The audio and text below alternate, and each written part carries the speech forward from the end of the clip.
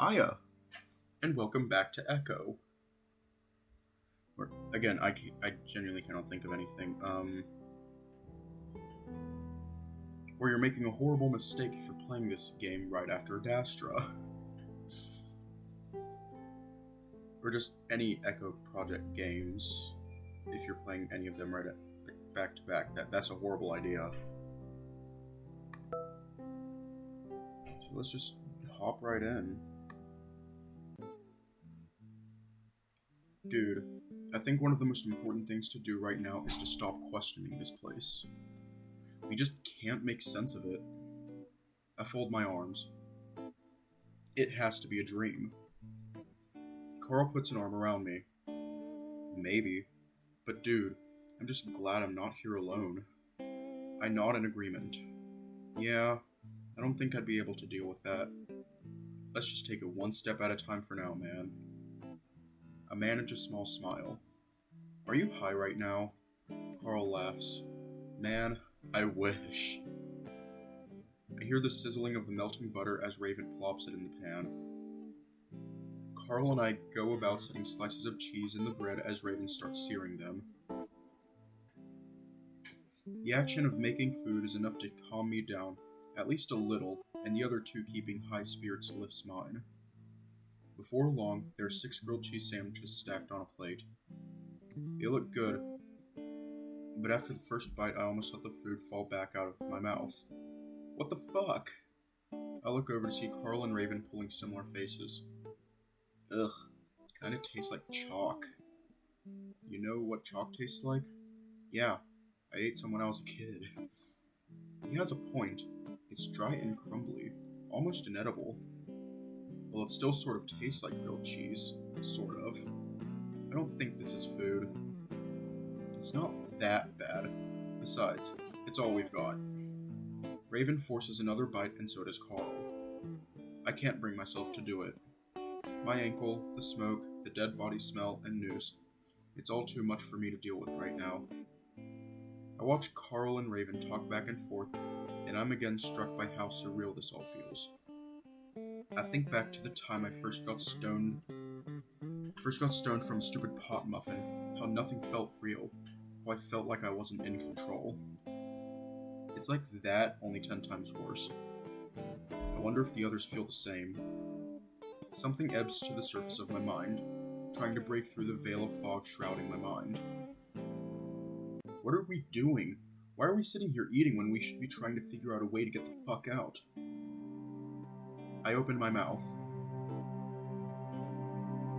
I guess we don't have a choice. I struggle to keep my food down and instead choose to look hard at the tablecloth. You not hungry?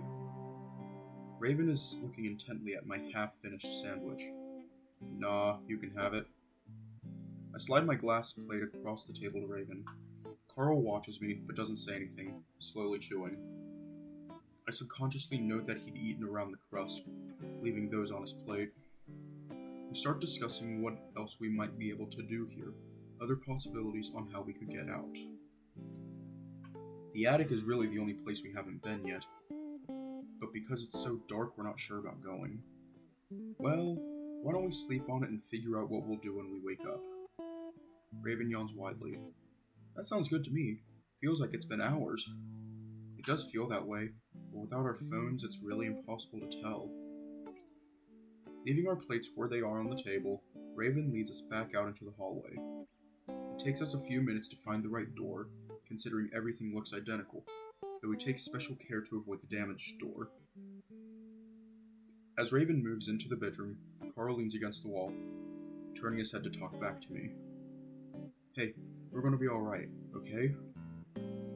I look back at the one green eye I can see, and will myself to squash the boiling pit of dread in my stomach. Okay, it's just that I can't believe this is happening, you know?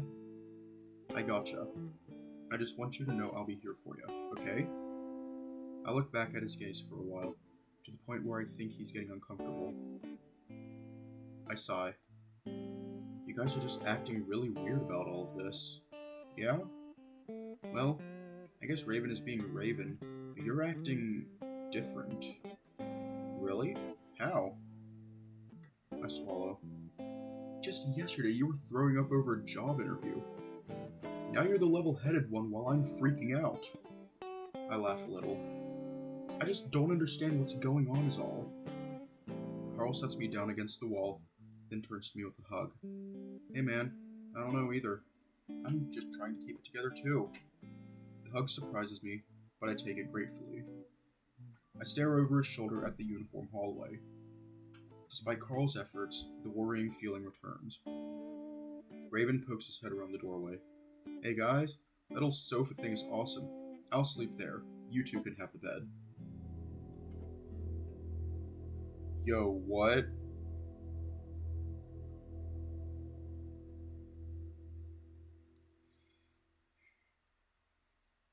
It's Sunday. And of course, I dream.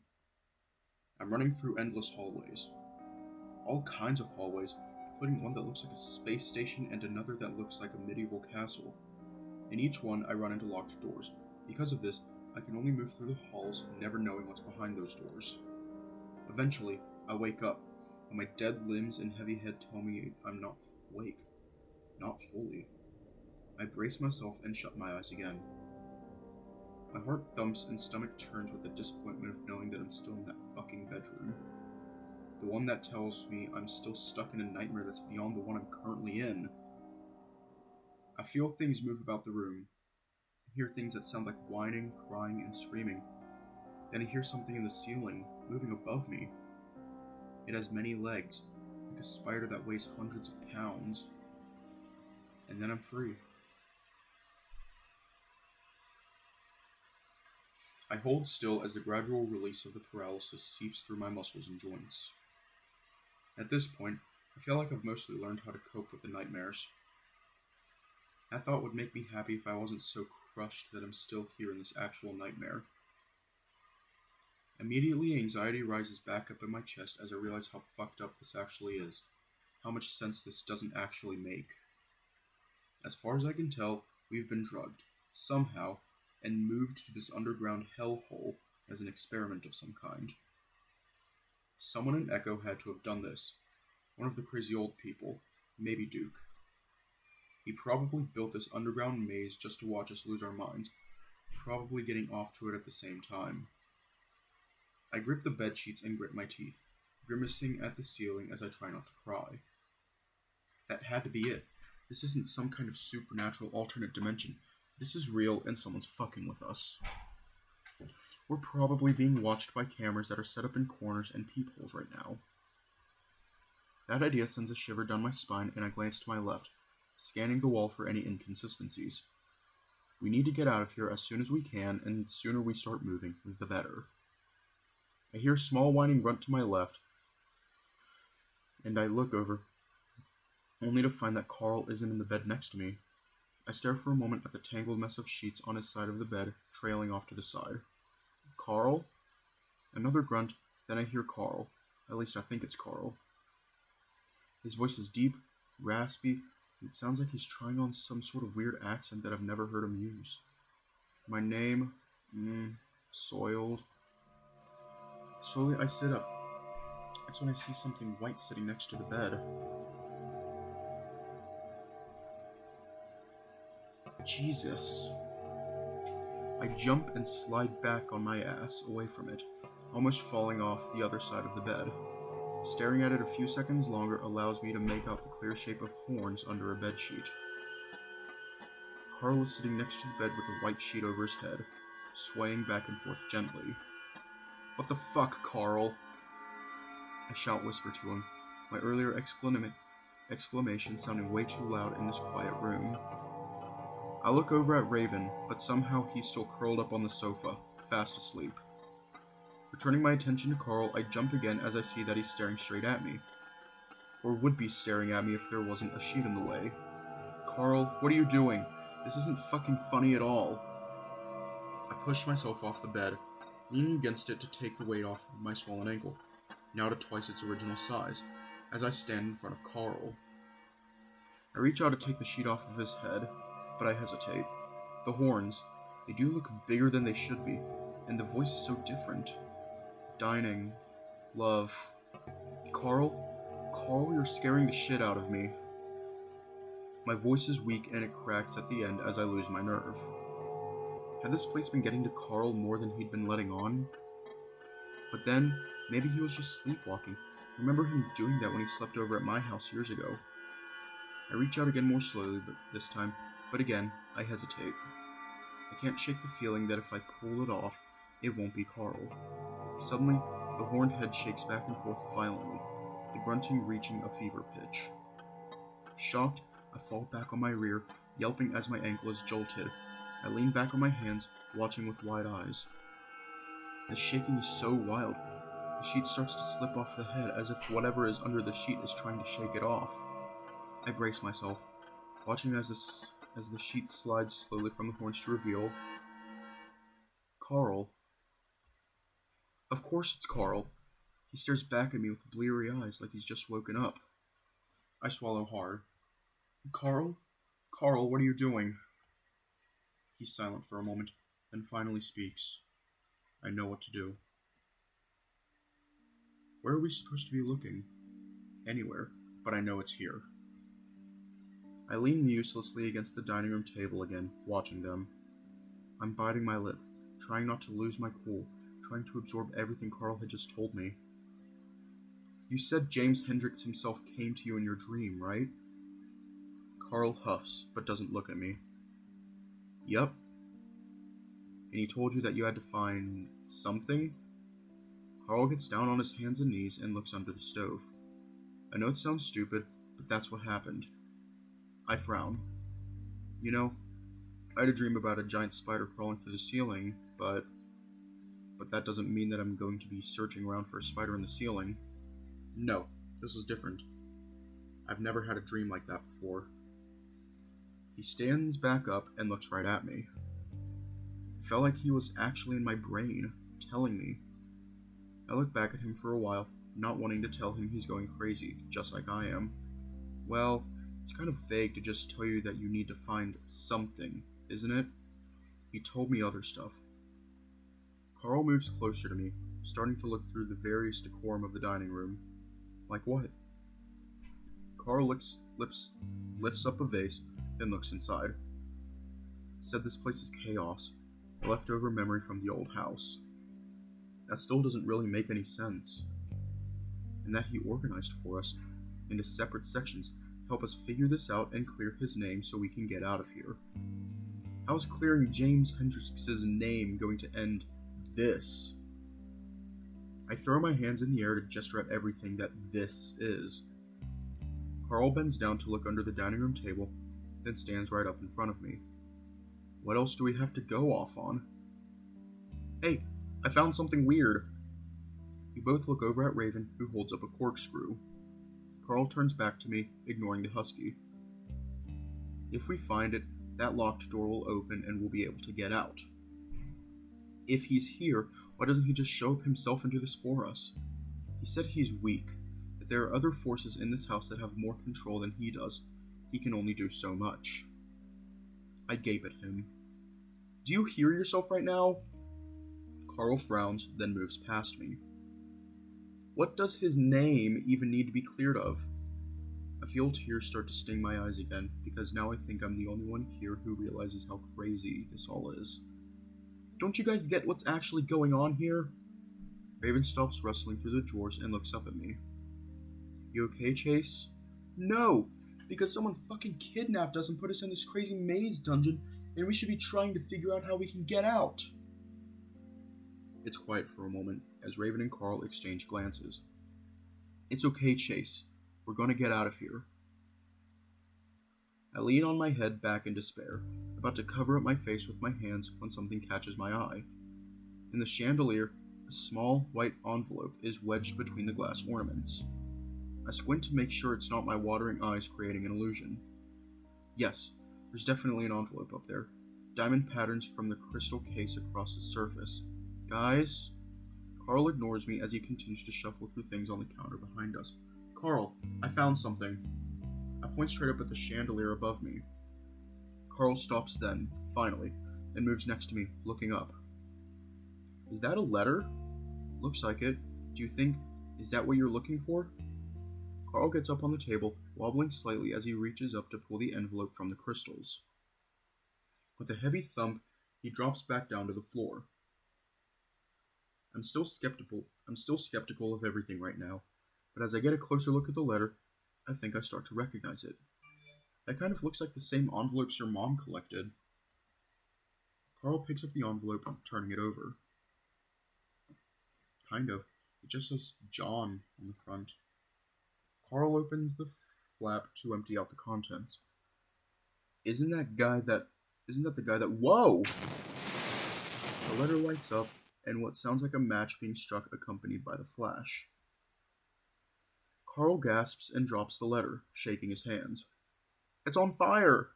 Shit, put it out! I stupidly wonder if the lights had somehow set the letter on fire as Carl starts trying to smother the letter with the sleeve. At that moment, a great moaning sound shakes the walls, almost knocking me off my feet and sending plates crashing to the floor.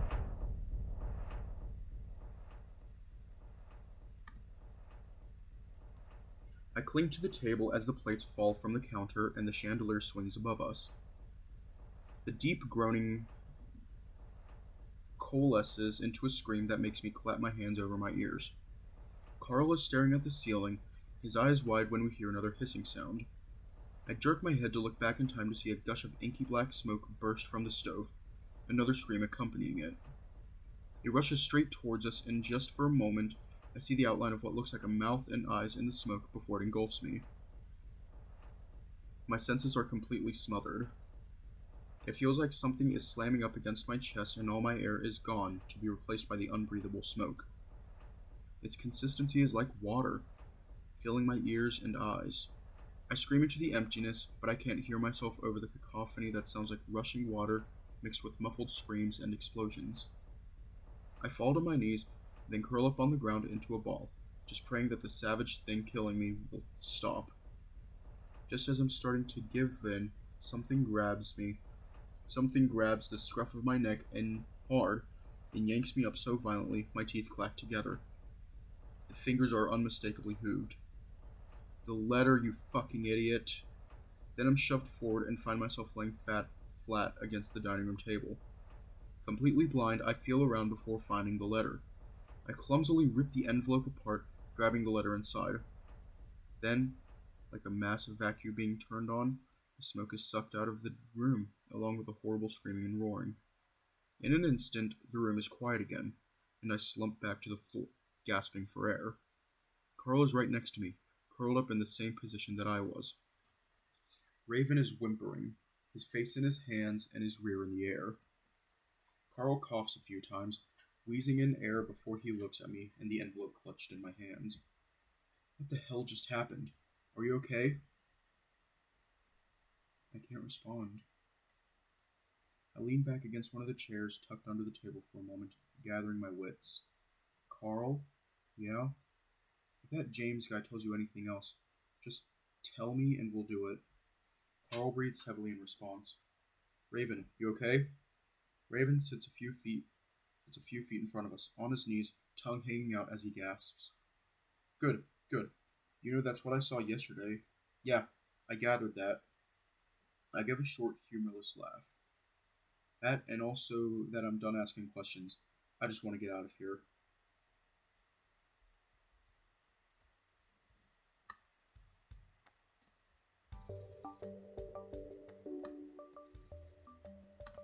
After a few minutes of catching our breaths, I turn my attention back to the letter.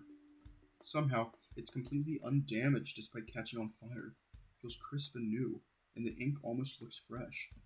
It definitely looks like it came from one of the bins in the crawl space. But if that were the case, then there's no way it would be in the great condition it's in. The letter itself is short, and I start to read it aloud. My dearest John, the militia grows more agitated by the hour, and I fear that they will demand a search of this mansion. If that does indeed occur, I will do everything in my utmost power to hold them off. I look over at Carl, wondering if he just wanted to read the letter instead, but he's looking right at me. They will never find the room I've left you in. Do not fear.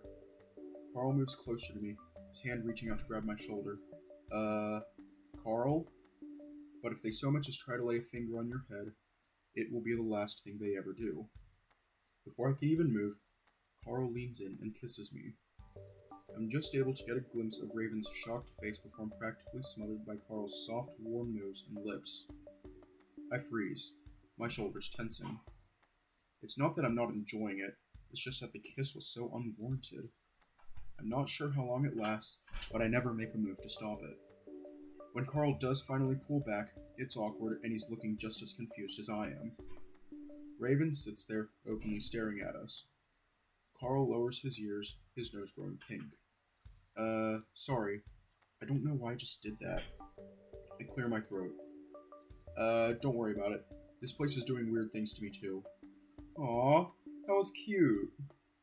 Raven, could you help me up? I mostly ask him so he won't dwell on what just happened. Carl clears his throat. Well, I think the door's open now. Let's go check. We make our way slowly down the hall, Raven just behind us. I lean in closer to Carl's ear so the husky won't hear. So, is that really you? Or did your great-whatever take control again? I don't know. I think I was still in control. It just felt like the right thing to do, you know? It looked like you already knew what the letter said. Yeah. Wait for him to go on, but he doesn't. Well, what does he need his name cleared of anyway? Being gay? I don't think people care about that stuff anymore. No, we already sort of knew that. Besides, that was basically a love letter. So what is it that he thinks has ruined his legacy? Carl thinks, I guess the idea that he just allowed his lover to die. I think people believe that he sort of just left John to die, didn't really try to save him. This whole mess seems like a pretty roundabout way to go about that.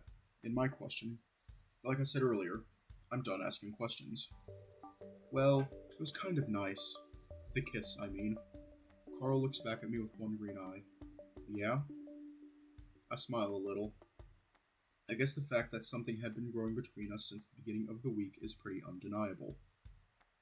And now we're here in this crazy alternate dimension with smoke monsters.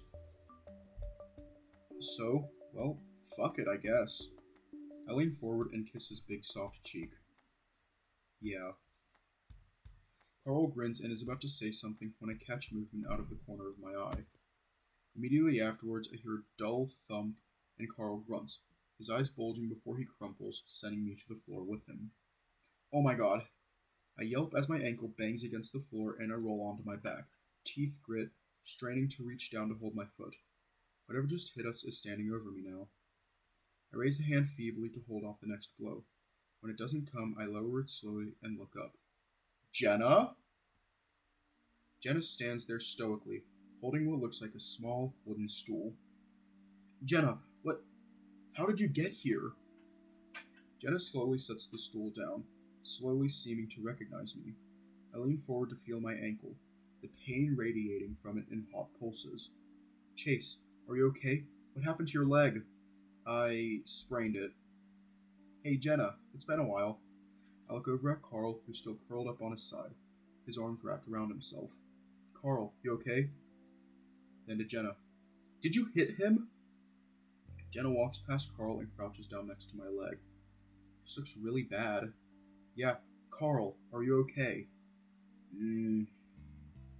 Carl grunts and turns over to face us, a hand to his chest.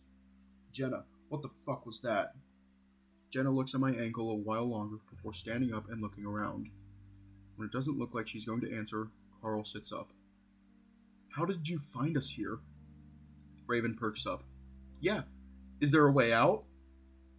Jenna finally looks down at Carl, and I note the complete lack of concern in her eyes. I came to your house looking for TJ and ended up going into the basement. She looks down the hall again. And I ended up here somehow. I blacked out before I did, so I don't know how to get out. Carl finally stands up, warily eyeing the stool held loosely in Jenna's hand before bending down to help me back up. Your leg okay? He grunts into my ear as he slides his arm over my shoulder and slowly pulls me back up onto his back. Mostly. I think he kind of twisted it up again. Carl grunts again and turns back to Jenna, now with me on his back. Well, it's pretty fucked up just to blindly swing at someone around a corner. No, What's fucked up is waking up in a place you have no memory of going into. Jenna's sharp muzzle points right at Carl, glaring. Carl stutters for a second, clearly not expecting to have Jenna snap back at him. Hey, this isn't my fault. We have no idea where we're at either. Why are you guys fighting? Raven looks innocently between the two of them, his ears perked. It's a good question, and I watch Jenna from closely over Carl's shoulder. She just glares at Carl, arms folded. Did she blame him for this somehow? After a few seconds of awkward silence, Carl speaks up. Well, you hit me for one. I don't know why you are so mad at me. Jenna looks back at Carl, and I see the tenseness in her shoulders slowly loosen. I'm sorry. Just a little uptight after waking up here. Hey, you're taking it better than us. Chase was freaking out for hours. I give Raven a side glance. Well, things have been going crazy since you two left the lake. Like us ending up in this fucking nightmare dimension. Not just that. Jenna sets the stool down on the carpet before sticking out her forearm. That's when I see the crusted blood in her fur in the form of 3 long lines. What the? TJ attacked me. What? That sentence doesn't seem to fit together. TJ attacked? Why? I have no idea. The faraway, vacant look Jenna had in her eyes earlier is fading, to be replaced by a more concerned expression I'd better know her for. He's been losing it ever since Flynn tried to grab him at the lake. I start to feel a little sick to my stomach. Why? He wouldn't tell me. He was just acting anxious, kept looking over his shoulder. But isn't he sort of like that most of the time? Jenna folds her arms, then shakes her head. No, he kept looking around, kept saying he was seeing things. She stops short. Like what? Jenna looks up. Sydney. We're quiet for a while. It seems all of the rumors about this town are true.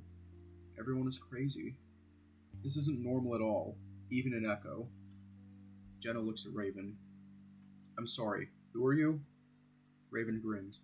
No, I'm sorry. I'm Raven. He sticks out a hand.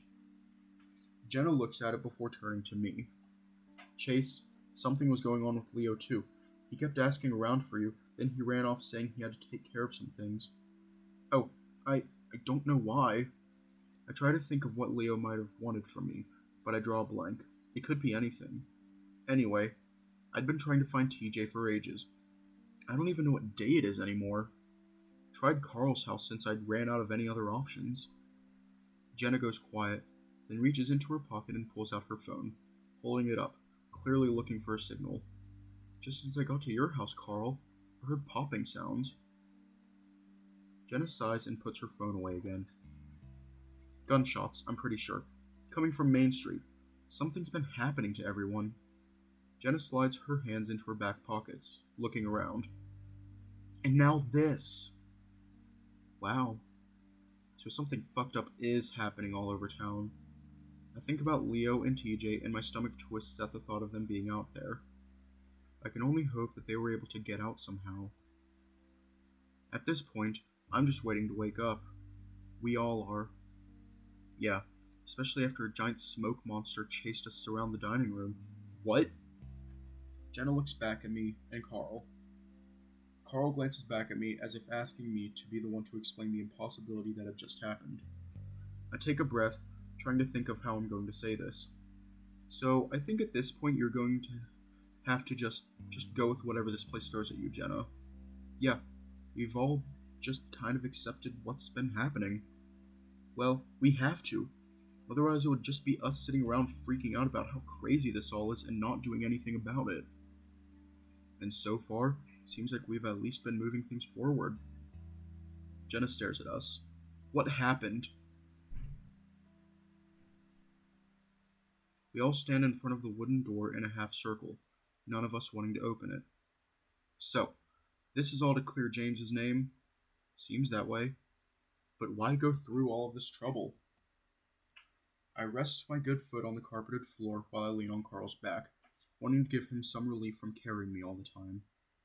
Probably because of the smoke monster thing. It's trying to stop him. Maybe it's making all of these obstacles. Jenna had taken our description of what had happened in the dining room pretty well. She listened silently when I'd explained what had happened so far.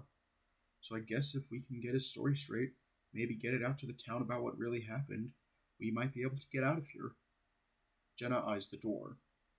You think that there's maybe a reason why this monster doesn't want James to get this information out? We're quiet for a moment. Well, we don't have much else to go on. Again, there's a long pause as we all contemplate what the hell might be behind the door. That pause is broken by a certain husky, though, as his white hand suddenly reaches out to grasp the handle. Maybe we've already done what needs to be done. I'll bet this gets us home. Raven. The heavy door pulls open slowly with an unearthly squeal. For the brief moment that I'm conscious, I see a black square in front of me that grows in size until it takes up my entire vision. The muscles in my back and neck seize up, and my teeth clench together as my head jerks back. And then I'm falling.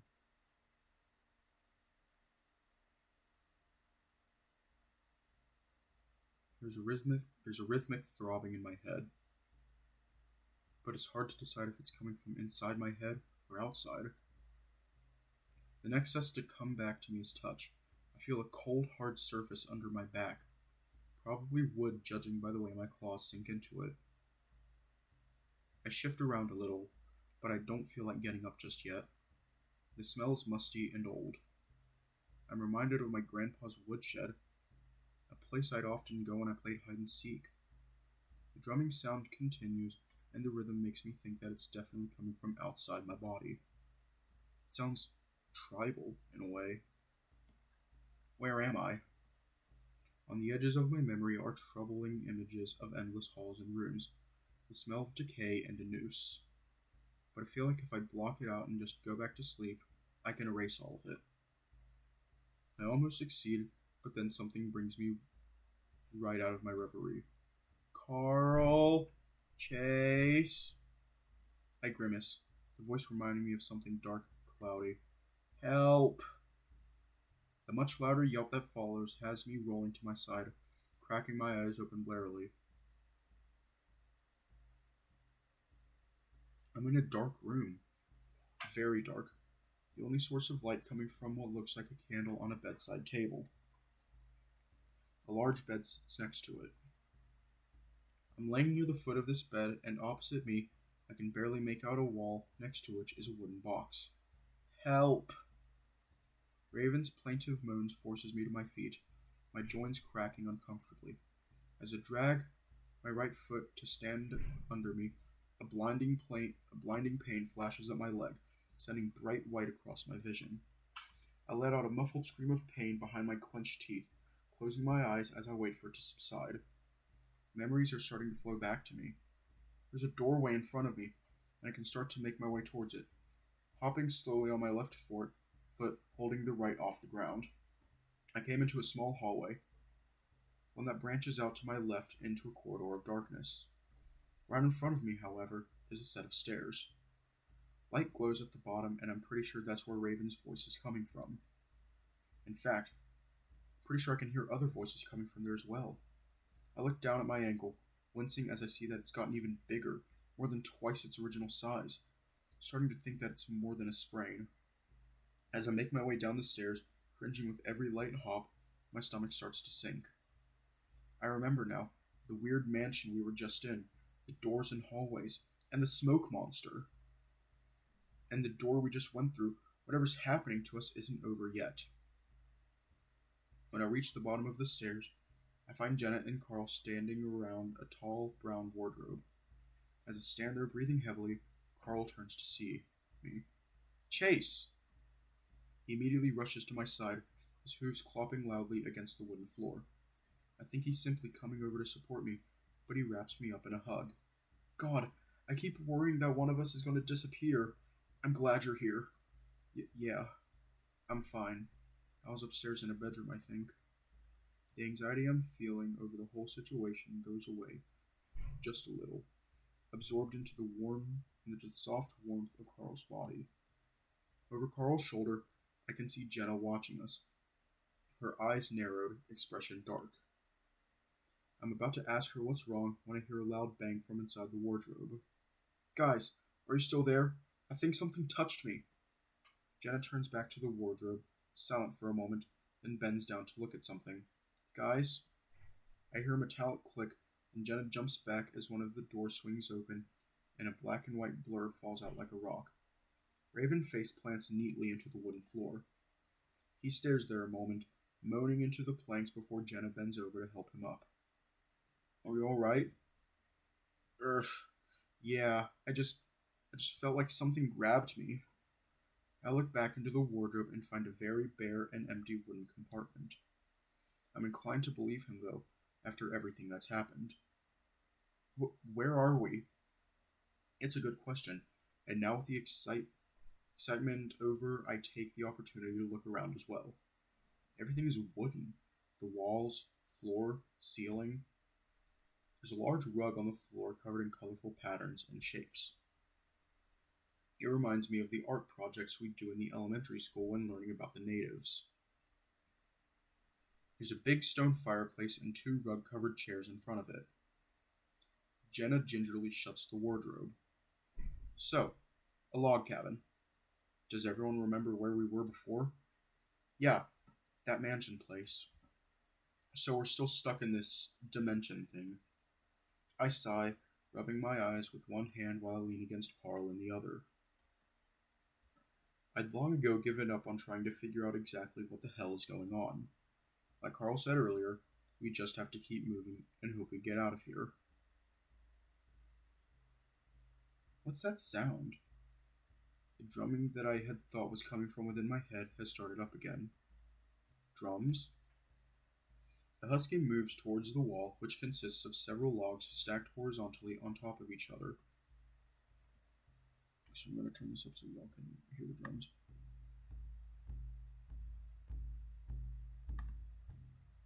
I can't see anything. The cracks are filled in with stuff. I look around again, this time more carefully. Right in front of me is a large log door, not unlike the one we initially came through. On my left side, separated by the stairs, is what looks like the kitchen side of the room. In it, there's a small table with 2 chairs on either side. There's also a big, black wood-burning stove next to a few shelves which are full of pots and pans. Various tools and furniture clutter up the rooms. And there's a window. I point it out to Carl. Look, let's try and see out there. Carl pulls me into a familiar position onto his back before clopping over to the window. It sounds a bit louder with my added weight. Jenna and Raven follow behind. There's a ledge next to the window, thankfully, and Carl lets me sit on it. I turn to look out the window while the others crowd around me, resting their hands on the wooden bench. The first thing I notice is a flickering light in the distance, about 100 yards away. It casts out across the ground around it. Shadows from rocks and brushes dance about with the movement of the illusion. It's definitely a fire. A large one. Probably a bonfire. The blackness around the fire is unnatural, though, just like what I saw through the windows in the mansion. It's inky and thick, and has the oppressive air of almost being alive. No other light comes from what I presume to be the sky, that fire being the only signal that anything exists outside the cabin. A fire. Raven says redundantly. The drumming. It's coming from it. Carl reaches out, but his hand looks to immediately press against something. I reach out too, and I feel a solid flat surface where a pane of glass might be set up, but it's clear there's nothing visible there. Observe, accept, move on. Hey, look! I look up in time to see something dark flash across the fire. It disappears into the darkness to the right of the flame, though. What was that? Maybe it was a tumbleweed or something. No, it was jumping, whatever it was. I feel a prickling along my neck, and now I'm not really into the idea of just staring out into the darkness. But then it happens again, and I see what Jenna's saying. The dark shape starts at the left of the fire before passing in front of it. I get a brief impression of a tail and ears, legs, and arms, pumping as if jogging in place. It moves past the flames, then disappears into the darkness again. Something's out there. We continue to watch, but the drumbeat dies down, and, after about a minute, it's clear nothing's moving around there anymore. What was that? Well, Carl glances at Jenna. The drumbeat sounds kind of native, don't you think? He's clearly waiting for Jenna to confirm. Maybe. There's an awkward silence before Carl coughs. Well, let's think. We weren't able to get out of that mansion until we found that letter, right?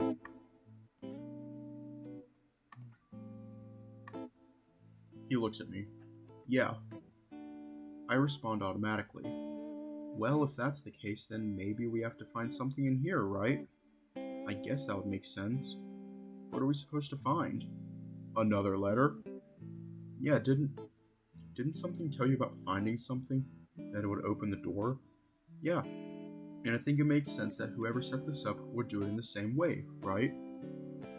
I sigh and stop staring out the window. My back sore from the twisting motion.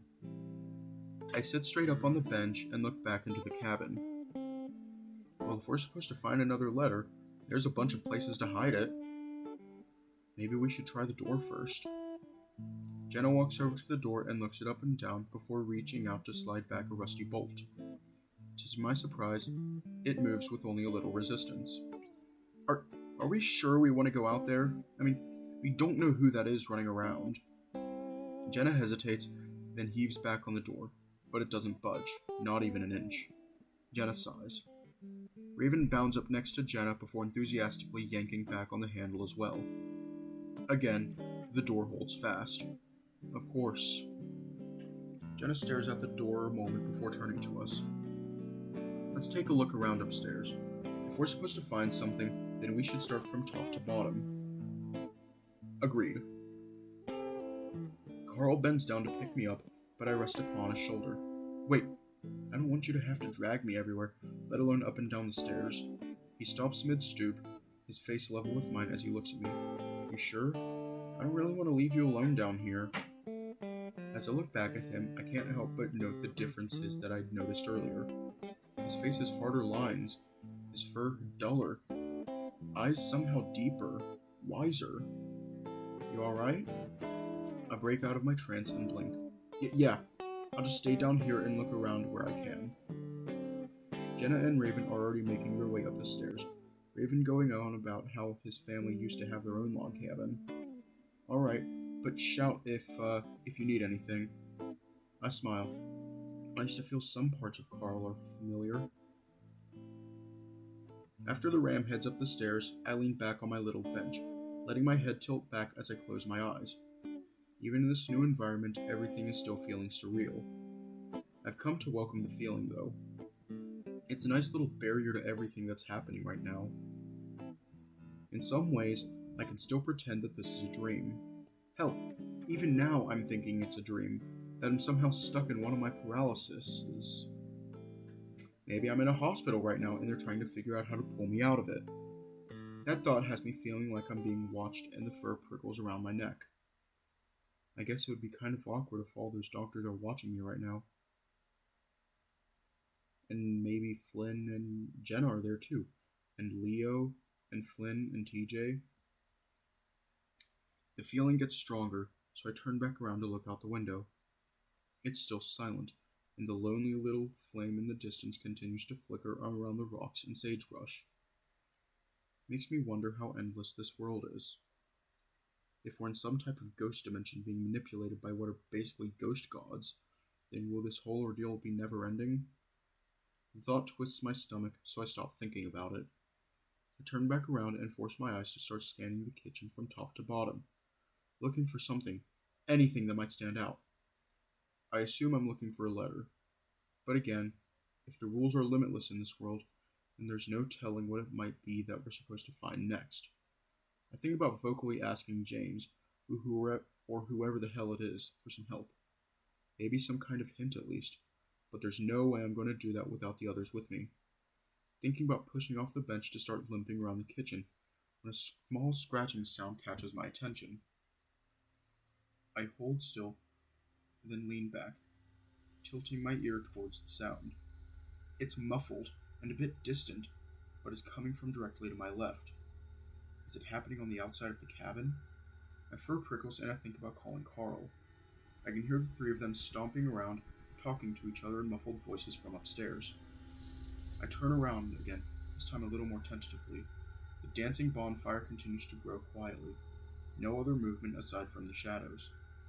This time, a rustling sound comes from that same spot, and I instinctively turn my eyes in its direction. Carl?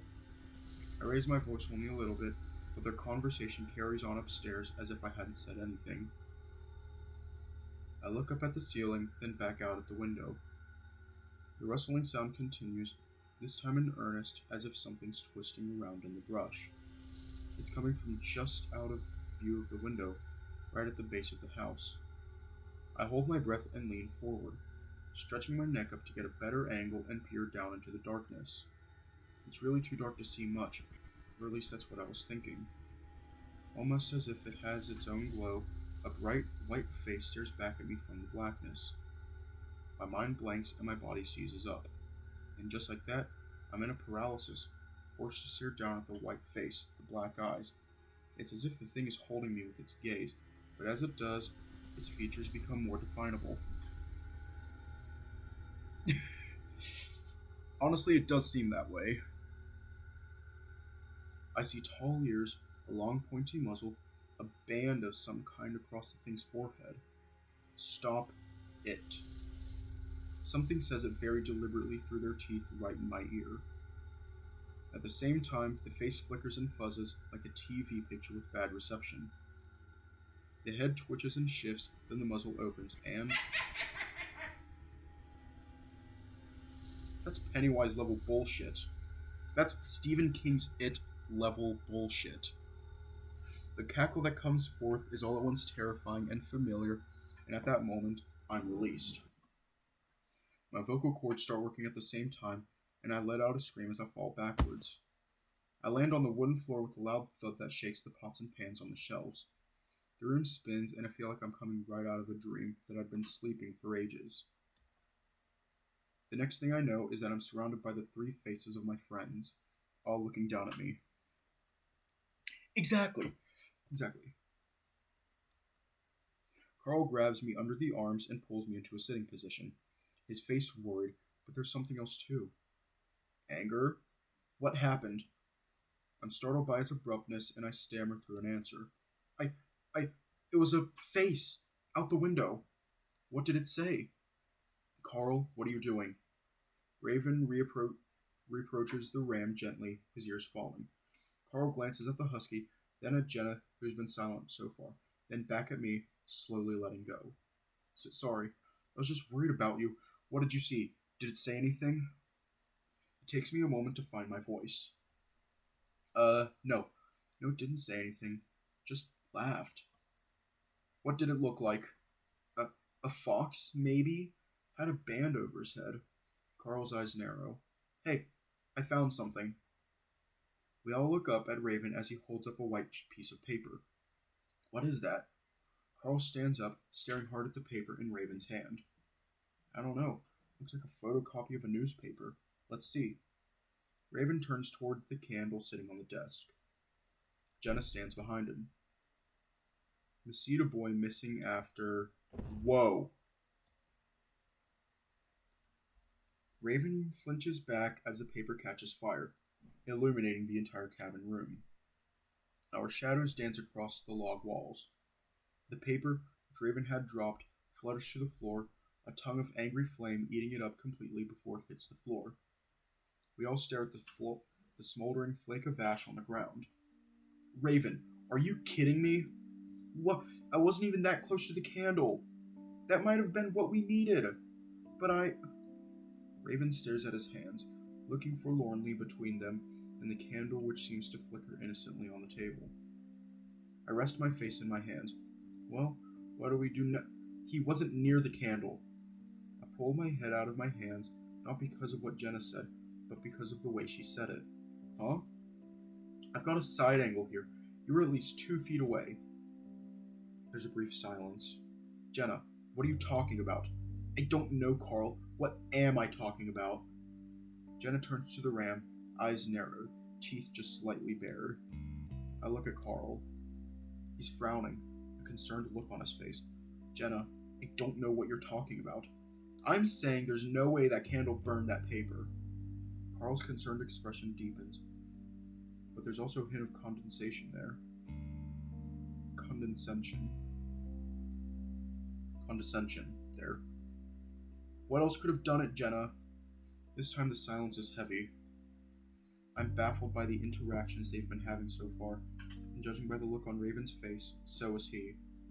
Hey guys, I'm sorry I burned it, but maybe we can figure something out from the title. Masita Boy Missing? I look at Jenna. Oh yeah, Masita, isn't that your tribe, or... Yup. I feel my face flush as I wonder if I'm being insensitive, like I think she knows everyone from the tribe. But what does that mean? A lot of people go missing out here. Well, it would have something to do with James, right? How do we know that? I look at Carl. Are you okay, man? You've been acting really weird ever since we got here. I think we're all acting a little different after getting here, don't you think? Carl glances at Jenna. Are we fighting again? Staring at the ash on the ground, something I should have realized earlier suddenly hits me. Wait a minute! That newspaper kind of looked like something that came out of the crawlspace tubs. What do you mean? I was looking through some artifacts that Carl's family saved from way back when, for that project I was doing. It seems like years ago at this point. I snap my fingers, and some of the stuff was missing from it, like pages ripped out from Carl's mom's notes that had photocopies of old newspapers. So is that just a clipping from the notes? Maybe. I don't know, but John was a native, so maybe it has to do with him. I think back to the small fox I saw through the window, the band across his forehead. Was that John? So the ghost just ripped out the pages to show you in this nightmare world. Why didn't he just point them out to you in the real world? I don't really have an answer for that.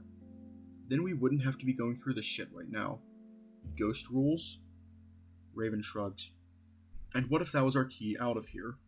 Well, they can't just leave us here, right? We don't know anything about where we are or what these things are capable of. So what now? Just sit around and wait for something else to happen? Carl suddenly sighs. Well, I'm gonna look around some more. You guys do whatever you want. Again, I'm taken aback by Carl's demeanor. I've never seen him act like this before. It's like he's a different person. Without another word, he turns on his hoof and walks away. Over the next several hours, we search the cabin from top to bottom. I hobble around the ground floor, careful not to look out the window, even when the drumming starts up again at a few points. I check all of the shelves, under the chairs and tables, in the stove, in the pantry, between the cracks in the floors and walls. We don't find anything. At some point, I almost topple over from dozing off, and that's when we call off the search. There's some discussion as to where we should sleep, if we should do it in shifts. Jenna suggests she stay up downstairs while the rest of us sleep, just in case something else happens. Carl suggests that I sleep in the bed upstairs because of my leg, and I have to agree with him. Raven stays downstairs with Jenna, making himself comfortable in one of the chairs. As Carl hobbles up the stairs with me on his back, Jenna watches us the whole way. I sit on the bed, watching as Carl moves around about the room, looking behind shelves and under the bed. Carl, I hate to ask again, but are you okay? He looks back at me. Yeah, I'm fine. I just want to make sure everything is safe for you. Thanks. It's just that you seem different, I guess. Carl looks back at the ceiling, seemingly thinking. It's difficult to make him out in the darkness. Just like when he had a sheet over his head, I get the weird feeling that who I'm looking at might not be Carl. I think it's just that this has made me grow up. I realize now how useless I've been. This is sort of an opportunity for me to actually do something. Help people, you know? Yeah. Sounds nice, but I can't get rid of that nagging feeling that something is off. It's in the way he talks, the way he moves, right down to his facial expressions. I swing my legs gingerly onto the bed and lay back. Carl comes over to sit on the other side. Gonna sleep here too? Yeah. You need me to get around, so I'm gonna be by your side as much as possible. Alright. Thanks. As we lay awkwardly on our backs for a moment, Carl suddenly turns on his side and pulls me onto his chest. I'm surprised and turn instinctively so that he's spooning me. I guess it makes sense after our semi-confession back in the mansion. He nuzzles my neck, but again, the action is weirdly unnatural. Even with his big warm body next to mine, it takes me a long time to fall asleep.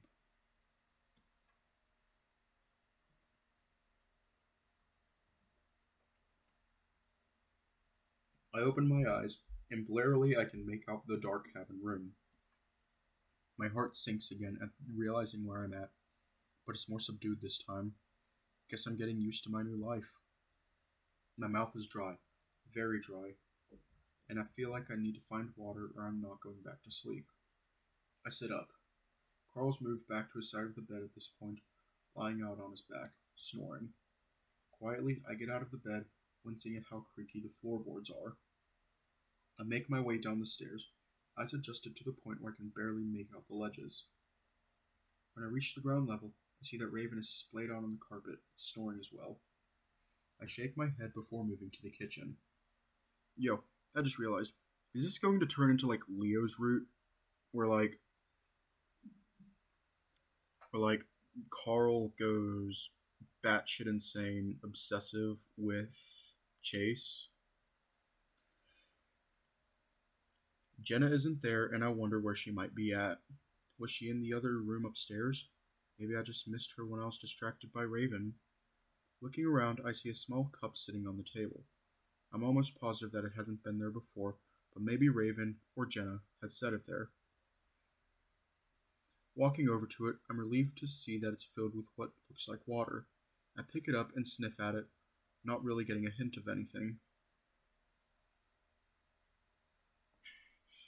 Tentatively, I take a sip, and immediately spit it out. It's salty, putrid. It tastes like... I jump and some of the liquid splashes to the floor. Gingerly, I set down the cup, looking into the opposite room. Everything is still in the other room. I can't even hear Raven snoring anymore. This time, I see the wardrobe move, the door specifically. I stare, wide-eyed. Everything falls still again, but I don't dare move.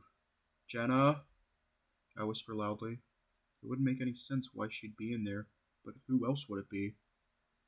Ghosts, of course. I'm about to take a step forward, towards the stairs maybe, or at least to wake Raven up, but that's when the small door cracks open. I freeze, all of the fur on my body standing up. James? Words die on my tongue as something long and black slides out from behind the door. It dips down towards the ground, and only then does it vaguely take the shape of a foot. Another long black tendril follows, slightly ahead of the first one. When it touches the ground, it takes the shape of a hand, resting flat on the wooden floor. I choke and try to back away, but then...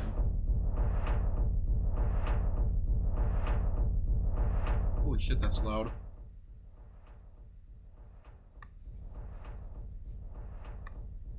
The door explodes open, and I'm barely able to make out a galloping black shape before it engulfs me.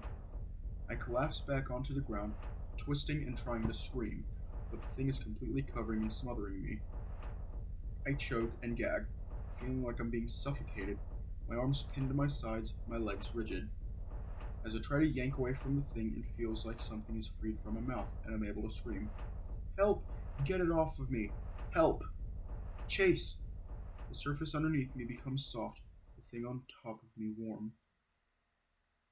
Through bleary eyes, I look up at Carl, just able to... Bro, I'm wearing headphones right now. Through bleary eyes, I look up at Carl, just able to make out the curve of his horns. Carl?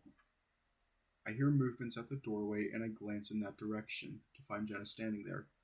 Hackles raised, teeth bared. Jenna? Before I know what exactly is going on, Jenna sprints across the room and jumps on the bed. Carl doesn't even have time to turn around before she snatches him up by the horns and yanks his head back violently. The ram lets out a choking sound as he's dragged back down and thrown to the floor. Jenna jumps off the bed after him. From the sounds of it, she lands on him, what follows is a series of thuds and smacks. Weakly, I pull myself to the foot of the bed, still completely disoriented. I knew it, you motherfucking piece of shit!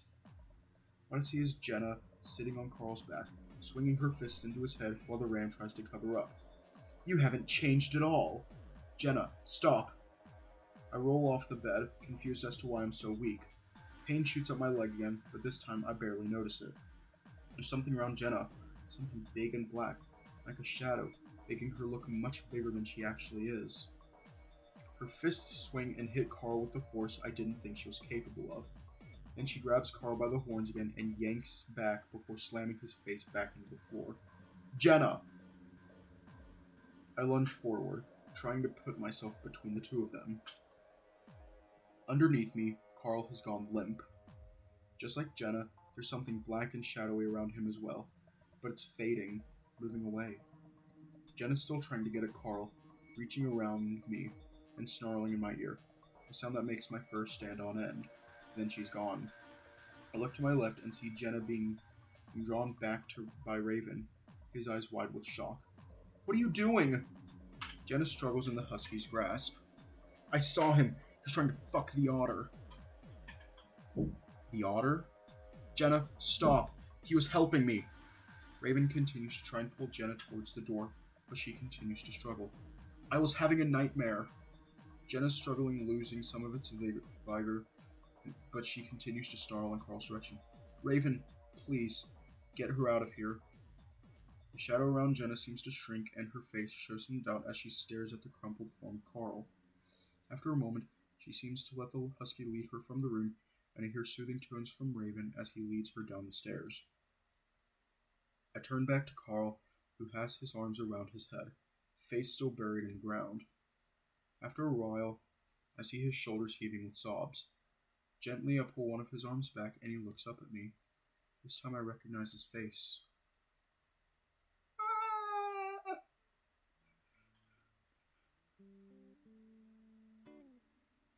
I sit next to Carl on the bed, mopping up his face with his bloody button-up shirt. He sits there silently, looking at his hands while I work. At least nothing's broken. Dude, what happened? I'm not sure if he's talking about what happened with Jenna, or just everything. I've been asking that same question since we got here. He looks at his hands again. I felt different. I sit back and look him over, satisfied with having cleaned up most of his face. You were acting different too. Like, I felt like I knew everything. I knew what I was doing. You were acting really confident. I agree and set his bloody shirt off to the side. When I look back at him, he seems so sad and beaten down that I have to hug him. Dude, gonna make me start crying again. His voice cracks, but he hugs back anyway. I'm just glad you're back. Felt like I was talking to a stranger. Carl leans against me and sighs. I don't know if I'm glad though. It's like I just came down from a huge high. I rub his shoulders for a while before I venture forward with my guess. Was it James? I don't know. Maybe. Carl looks at his hands again, like he's questioning if they're even his. I just felt like I knew what I wanted, and when things didn't go the way I thought they would, I'd get really pissed. He's silent for a while. I imagine contemplating what he'd just gone through. Jenna isn't really acting like herself either. Carl looks up at that. Yeah, felt like whatever was in me, whatever it is, really hates what Jenna's doing for some reason. Carl looks around at the room, scanning it with his dark green eyes. I feel like all of this is some kind of mental fight between James and whatever else is fighting against him. He looks back down at his hands. That's why we have to do all of this. He falls back into silence, and I don't ask any more questions, wanting to let him rest a bit. There's one nagging thought that comes to my mind, though. This is kind of stupid. What happened back in the mansion? You know, the thing between us. He looks up at me, and I feel my face flush, looking away. I guess I'm wondering if any of that was real. I mean, if it was really you feeling that way. Carl doesn't say anything, so I'm forced to look up at him When I do, he has a sad sort of smile on his face.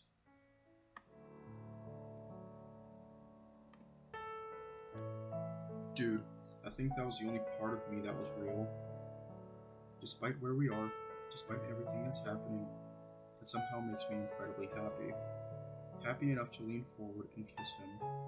He kisses back, and while it's barely more than a peck, it has my entire body feeling warm. He puts his own arm around me after I pull back and I rest my head on his shoulder.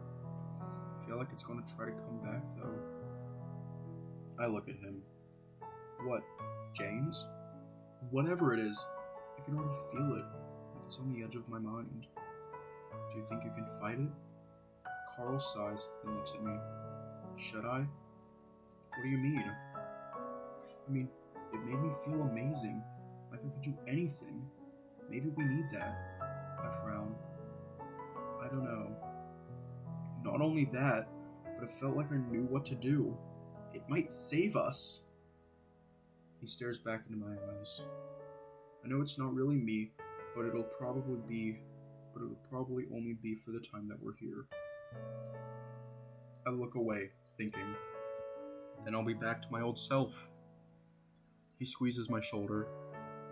But it's important to me what you think. We're in this together. Okay, should we have Carl fight James or have him help us?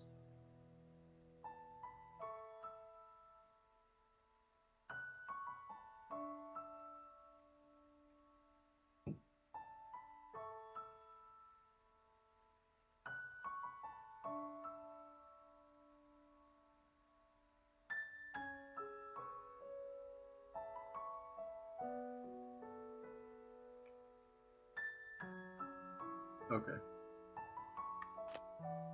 Well, I don't exactly like the idea of whatever it is changing Carl, influencing him. It might be our only choice. I think you should probably let it. Yeah? Carl looks at me, and I can tell he's a little surprised. Maybe. It's basically trying to help us, right? And if it's James, he knows exactly what I need to do.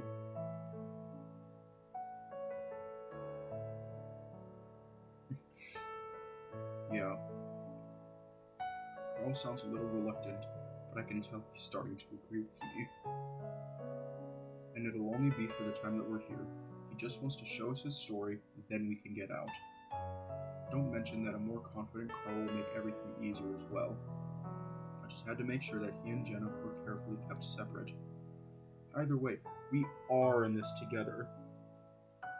I'll make sure things don't get out of hand between you and it. We sit there for a while, Carl absorbing what I just said. It's clear that whatever is influencing Carl, and probably Jenna, is powerful, and we had to be careful. Whatever he decides, I just pray it's the right decision.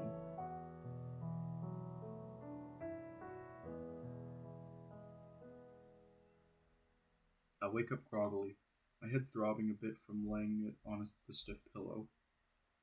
Like the last time I woke up, it takes me a while to realize where I am. And just like last time, I get a sinking feeling in my stomach when I realize where that is. I lay on my side, staring at the wall in front of me, watching shadows dance along the log bumps. It's depressing, though not as much as the last time. At some point, I guess I realized that there wasn't much I could do. Just go with it and hope something comes of it. At least there seemed to be a goal in the mind of whatever had control of this. Whatever it was. Suddenly, I feel an arm slide over my hip, and I stiffen. Carl breathes into the back of my neck. What's up? I shiver as he breathes against my neck. Nothing. Just thinking. About a bunch of things. Carl suddenly squeezes my ass hard. I yelp and jump as he chuckles. Dude, what the hell? I whisper, trying to keep my voice down for fear of Raven and Jenna hearing. Especially Jenna. Carl doesn't say anything, choosing to nuzzle the fur on the back of my neck while he grinds his hips against me. I guess it's okay since we've sort of made things official last night. Still, his behavior feels like it's coming out of nowhere. Are you okay? He chuckles. Yeah, everything's fine now that I've got your tight butt here in front of me. I turned my head and squint back at him. Are you acting like this because of James, or because you're just trying to be more confident? Carl just gazes back at me with half-lidded eyes before he starts waggling his brows. I turn away again and lay my head on the pillow. Well, I think you're trying too hard. Just let it come naturally. Ah!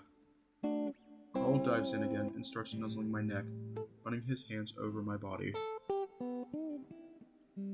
I think this is where it gets horny. I'm not sure. I writhe and try not to laugh, but it's no use, and soon I'm letting out full-on guffaws. Wait, stop! He doesn't let up, though, and it's not until we hear voices drifting up from downstairs that we do stop. Sounds like Raven, but I'm pretty sure he's talking to Jenna. I roll to my back in Carl's arms and turn my head to him. We gotta keep it down. I'm reminded of our situation when I see some flakes of blood around Carl's nose and the big splotches on his shirt. I guess we're being a little loud. Yeah, how's your nose? Carl automatically raises a hand to touch his nose. Meh, I'm fine. Alright. I lay there in silence for a few seconds, feeling like the moment is kind of ruined. I look again at the walls, remembering that we should be looking for something instead of messing around like this. Looking for something? Not sure. Hey, we should be finding something, right? Carl lazily starts drawing circles on my chest with a finger. I mean, didn't that ghost ancestor, whatever it was, tell you we needed to find stuff? Carl rubs his nose. Yeah, the last place we were in at least. I guess it would be the same for this place, right? Unless it was what we already burned up. Yeah. Carl lays there quietly, thinking. Well, I think I might try to look downstairs. You want to stay up here and look around? I guess. I want to get the other two to start looking too. The threat of Jenna hangs heavy in the air, and the way we're both obviously avoiding it makes it all the heavier. What about your ankle? I flex it around, the twinge a lot less sharp now, though the stiffness feels even worse. I think I'm okay. Let me try it out. Okay. Carl holds on to me for a while longer, giving my neck one last nuzzle before letting me go. I sit up and swing my legs over the side of the bed. Pressing my foot to the floor, the twinge that runs through my ankle is minuscule. Standing up, I'm able to put some pressure on it before it hurts too much. The problem is that I can't bend the joint at all, leaving me with an obvious and lumbering limp. I think I'm okay. Sure you don't want to ride on my back down the stairs at least? I consider it, but I really don't want him and Jenna anywhere near each other. Especially after what you might have heard just now. Nah, I want to test it out a bit more. I turn my head to look back at Carl. His brows are raised at me, like he doesn't really think I can do it. I'll call you if I need any help, okay? Carl purses his lips. Alright. The trip down the stairs is ponderous and awkward. I'm probably loud too, because when I reach the bottom, I find both Raven and Jenna already staring at me. Hey. Hey. Jenna doesn't say anything, continuing to watch me. We stare at each other awkwardly for a bit before she finally moves her head to look down at my leg. How's your leg? Oh, it's alright. A bit stiff though. I grasp at the opportunity to talk about anything other than what we're obviously avoiding. I think I should be able to walk normally, maybe in a few days. Hopefully in a few days we'll be out of here so you can do that. Yeah. Jenna is definitely not herself right now. Her eyes are vacant, dull, and it's hard to explain, but they lack the mischievous and compassionate look that I'm used to seeing. Her voice is weird too. It's deeper, more husky. We'll be out of there by then. Raven says it with a grin as he leans back in the chair he's sitting in. Yeah, actually I wanted to talk to you guys about that. About what? About how to get out of here. And how do we do that? Well, I was thinking that the last time we were able to unlock the door, all we had to do was find that letter. Raven blinks at me.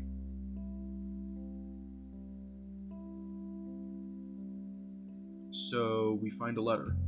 Or something like that. We just need to find something, I think. We did find something. I look over at Jenna. Huh? I said we did find something. Carl burned it. Oh, well, I don't think Carl burned it. He did. I pause.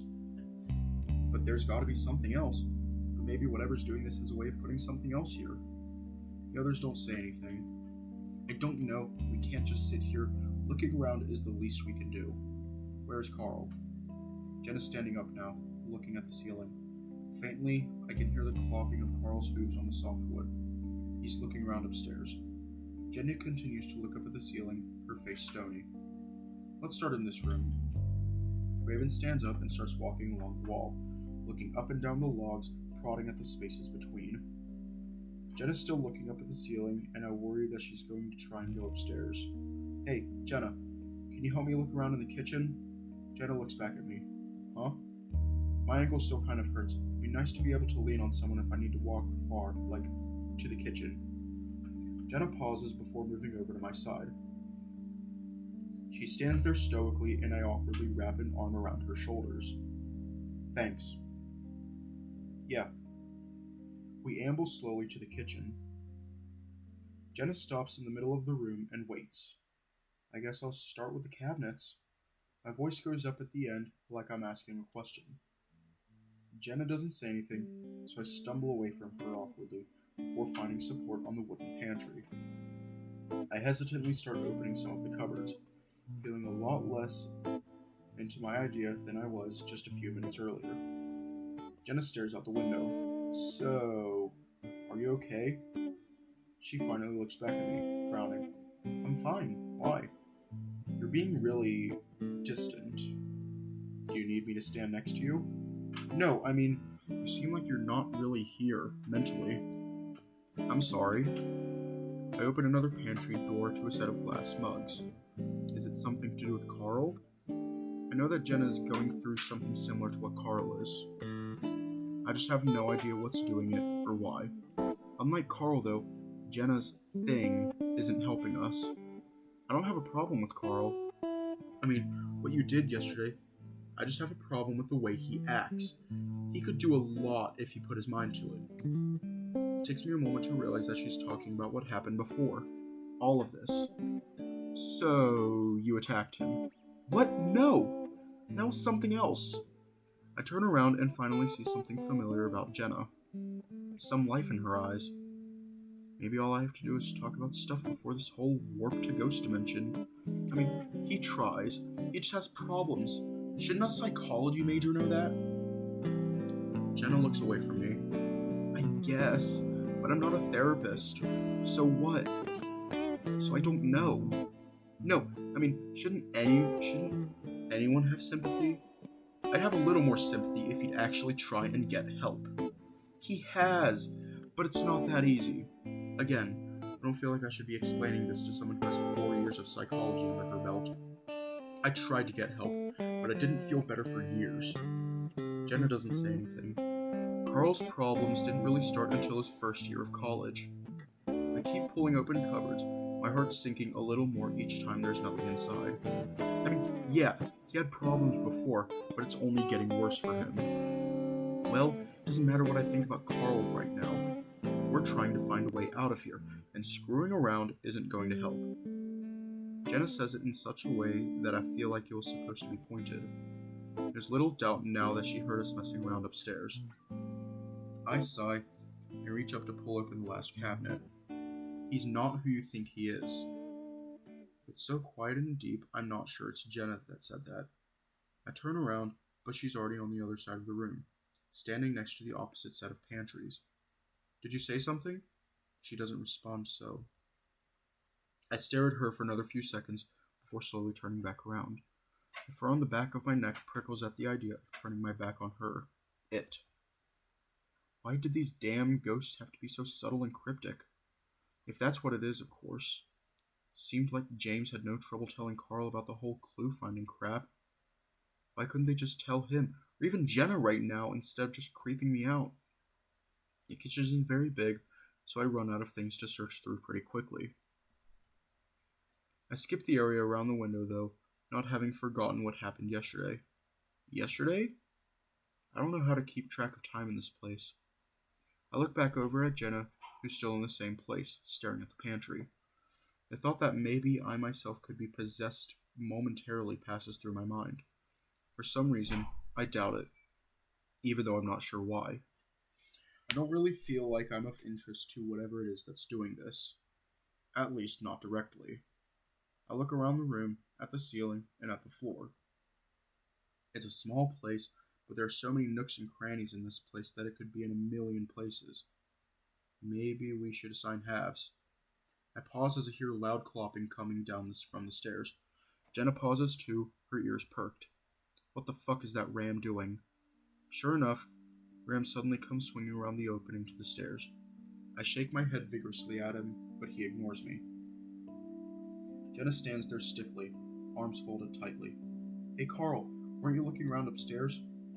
Carl stands there in the doorway, looking at me with a grin. I know where it is. My eyes widen. Really? Upstairs? He ignores me again, instead walking around me to the end of the room. He halts in front of the wood-burning stove. Carl, what are you doing? Again, he doesn't say anything, instead kneeling to twist the metal handles on the stove before letting it all fall open. Jenna walks closer, but is sure to keep her distance, her arms still folded. Hey, what's going on? Raven looks around at us, not even bothering to read the room. Did you find something? I swear. Raven. You are so adorably dense. It's awful. Carl looks into the stove before slapping the top of the metal stove. Ha! There it is. What? But how did you know it was there, Carl? Jenna's voice is deep and husky again. Her expression is dark, her eyes narrowed at Carl. Carl ignores both of us as he reaches into the stove. His head is pressed up against the side of the stove as he strains to get whatever it is. I'm about to ask what it is again when he suddenly pulls back and punches the stove. God damn it. I jump. He suddenly turns around to face us, his eyes briefly resting on Jenna before he turns to me. Hey, I think you're small enough to get it. What? What am I getting? Carl, as if he hasn't heard any of us, he grabs me by the arm and pulls me to the stove. Hey, don't worry about it. Carl finally responds to Jenna, though he keeps his grip on me as he gets out of the way and positions me in front of the stove. He's just getting something that I can't quite reach because I'm fat. He pushes me down to duck in toward the opening and points to the back of the stove, upwards to where the chimney is. See that? White piece of paper. I'm barely able to make out a white smudge in the sea of darkness. Yeah. That's our ticket out of here. He gives me a slight nudge in the back. I normally wouldn't have a problem crawling into an unlit stove, but something about the setting being a haunted cabin makes me nervous. He gives me another nudge, more insistent this time, and I slowly crawl onto the edge of the stove. It's a tight fit, but I am skinny enough to make it. I decide to sit on the ledge of the opening while the rest of my body stretches inside. The smell is smoky and the air is cool. I wonder subconsciously if the chimney might lead up into the outside. I reach up towards the chimney, feeling around the rough and metallic surface before I make contact with a stiff piece of folded paper. I close my fingers around it and pull, getting just a little resistance before it comes loose. At that moment, something caresses my hand. Rough-tipped fingers that almost lovingly run up my wrist and arm. I yelp and jump, banging my head against the roof of the stove. Yo, Chase, is getting hurt all the time. I fall sideways into the ash-filled bottom. I'm on the verge of panic when Carl reaches in and pulls me out, banging my head again as I fall onto the wooden floor. What happened? Were you alright? Something grabbed me. I rub my head with one hand, the other clutching onto the paper. Carl roughly pats my clothes, sending clouds of ash into the air. I cough and sputter, feeling all kinds of grit in my throat. Might have just been imagining it. Who knows what kind of shit is dangling in that chimney? Yeah. I frown at Carl. How did you know where this was? He grins at me. Same way it happened last time. So it is paying off. Ah, well, at least we have someone giving us some direction in this place. Okay, the otter lost his damn feet, and now his ankle is possibly broken.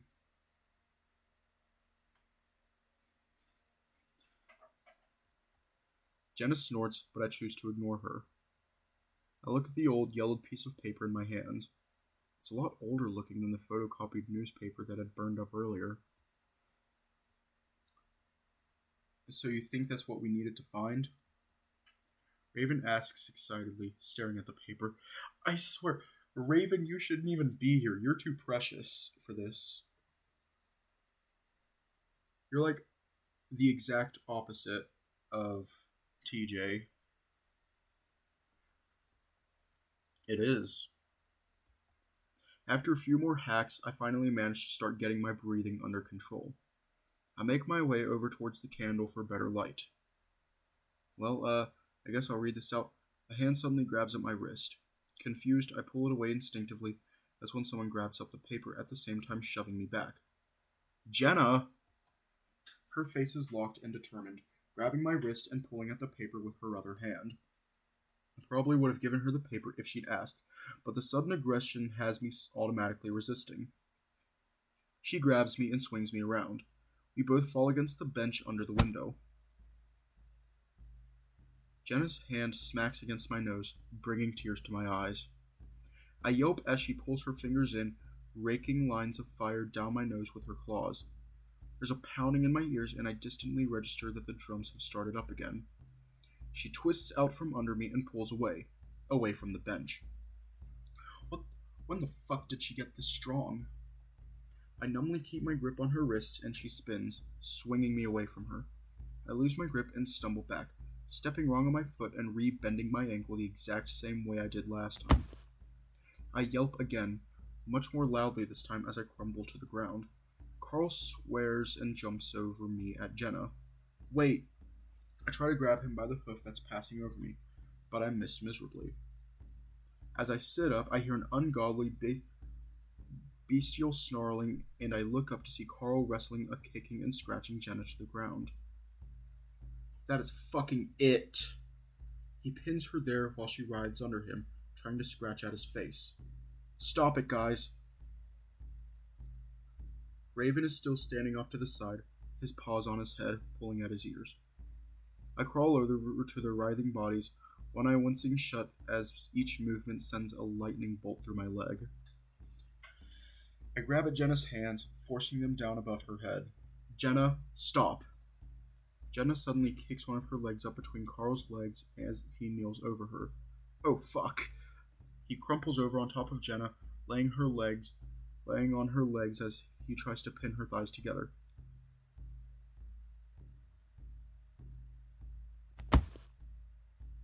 Carl rears back and punches at her face, landing a glancing blow, but it's enough to snap her face to the side.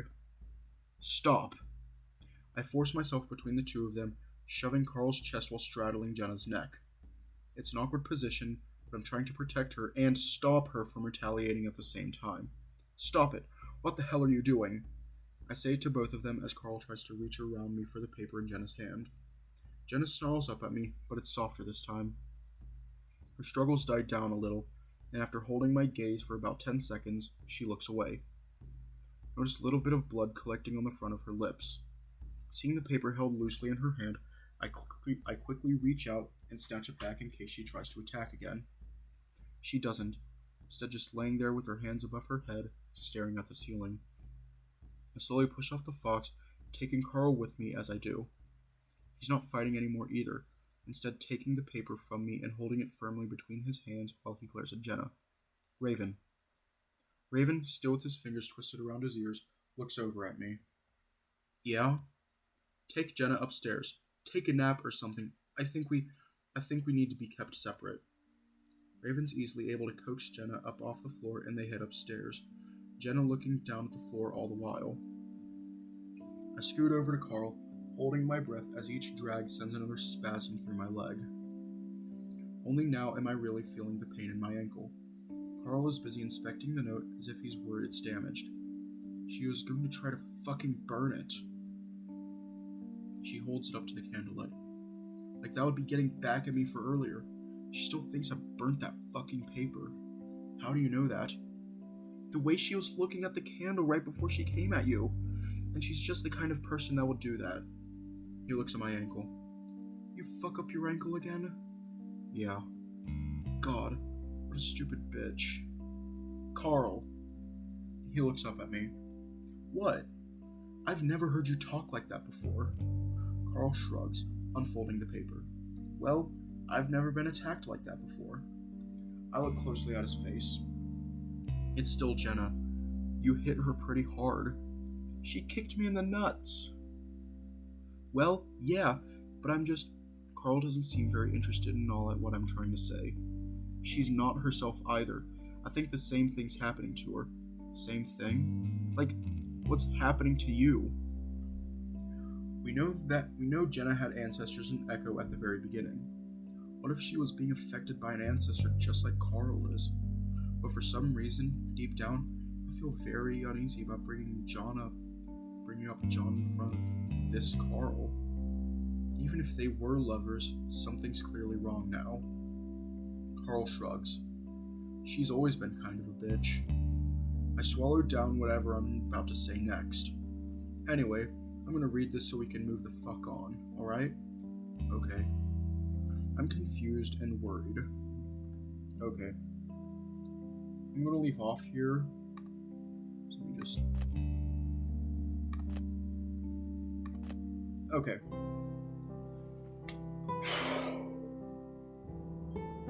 So, we almost did shit with Carl. That was interesting.